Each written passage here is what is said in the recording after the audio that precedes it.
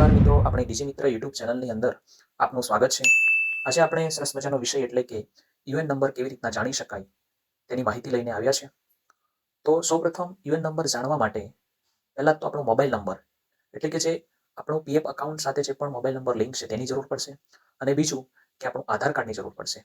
અને આ જે પ્રોસેસ જે છે તે આપણા મોબાઈલની અંદર, આપણા લેપટોપની અંદર અને આપણા પીસીની અંદર પણ કરી શકશું અને આપણો યુએન નંબર જાણી શકીશું. મિત્રો, ઈપીએફને લગતા દરેક પ્રકારના ક્લેમો અને દરેક પ્રકારના પ્રશ્નો જે આપણે આપણી ડીજી મિત્ર યુટ્યુબ ચેનલની અંદર લઈને આવી રહ્યા છે. તો મિત્રો, આ આપણી યુટ્યુબ ચેનલ એટલે કે ડીજી મિત્રની અંદર બન્યા રહેજો. મિત્રો, હવે આપણે આગળ આપણો યુએન નંબર કેવી રીતના જાણી શકાય તેની પ્રોસેસ જોઈએ. સૌપ્રથમ આપણે ગૂગલ ક્રોમને ઓપન કરીશું. પછી મિત્રો આપણે યુએન લોગિન ટાઈપ કરીશું. યુએન લોગિન ટાઈપ કર્યા પછી નેક્સ્ટ પેજ ખુલશે. ત્યાં ફર્સ્ટ યુએન ઈપીએફઓ જે પ્રકારનું પેજ ખુલ્યું છે ત્યાં ક્લિક કરીશું. પછી મિત્રો આગળ આપણે નેક્સ્ટ પેજની વેટ કરીશું. નેક્સ્ટ પેજમાં આપણે આ પ્રકારનું પોપ આવશે ને કેન્સલ કરી અને પછી સ્ક્રોલ કરી અને નીચે કેનો યોર યુએન તેના ઉપર ક્લિક કરીશું.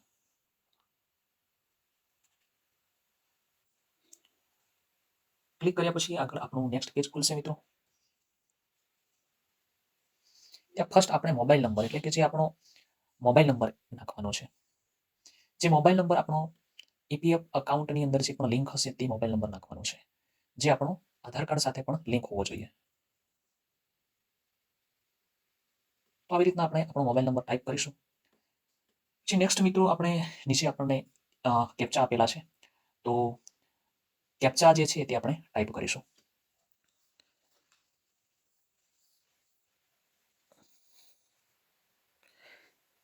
કેપ્ચા ટાઈપ કર્યા પછી આપણે રિક્વેસ્ટ ઓટીપી પર ક્લિક કરીશું મિત્રો, અને આ પ્રકારનું પોપઅપ ખુલશે ત્યાં ઓકે આપીશું.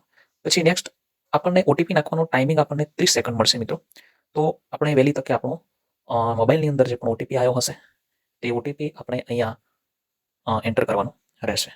એનો મેક્સિમમ ટાઈમિંગ છે મિત્રો 30 સેકન્ડ, એટલે 30 સેકન્ડની અંદર અંદર આપણો ઓટીપી ટાઈપ કરવાનો રહેશે. આગળ મિત્રો જે પણ આપણો કેપ્ચા આપેલો છે તે કેપ્ચા આપણે ટાઈપ કરવાનું રહેશે. મિત્રો ઘણી વખત આપણને આ જે કેપ્ચા જે છે શો નથી કરતો, કદાચ આપણી સાઇટની અંદર પણ ઇસ્યુ હોય છે ત્યારે તો આપણે બાજુમાં જે આઇકોન આપ્યું છે તેના ઉપર પણ ક્લિક કરીશું. હવે આગળ આપણે વેલિડેટ ઓટીપી પર ક્લિક કરી અને પછી આગળ વધીશું. આવી રીતના ઓટીપી વેલિડેશન માટેનું એક પોપઅપ આવશે, તેના પર ઓકે આપી અને પછી આગળના નેક્સ્ટ પેજ ઉપર આપણે એન્ટર યોર નેમ એટલે કે જે પ્રકારનું આપણને આપણા આધાર કાર્ડની અંદર નામ આપેલું હશે એ જ પ્રકારનું ટાઈપ કરવાનું રહેશે. અને આધાર કાર્ડની અંદર તમે ભલે આપણા આધાર કાર્ડની અંદર સ્મોલ લેટરમાં પણ હશે, પણ આપણે ત્યાં કેપિટલ લેટર્સમાં લખવું પડશે. એટલે વચ્ચે સ્પેસ હશે તો સ્પેસ પણ છોડવી પડશે મિત્રો. એટલે આ નામ લખતી વખતે થોડું ધ્યાન દોજો મિત્રો. એટલે આવી રીતના આપણે નામ જે છે એ આપણું ટાઈપ કર્યા પછી આપણે નીચે સિલેક્ટ ડીઓબી એટલે કે ડેટ ઓફ બર્થ નાખવાની રહેશે.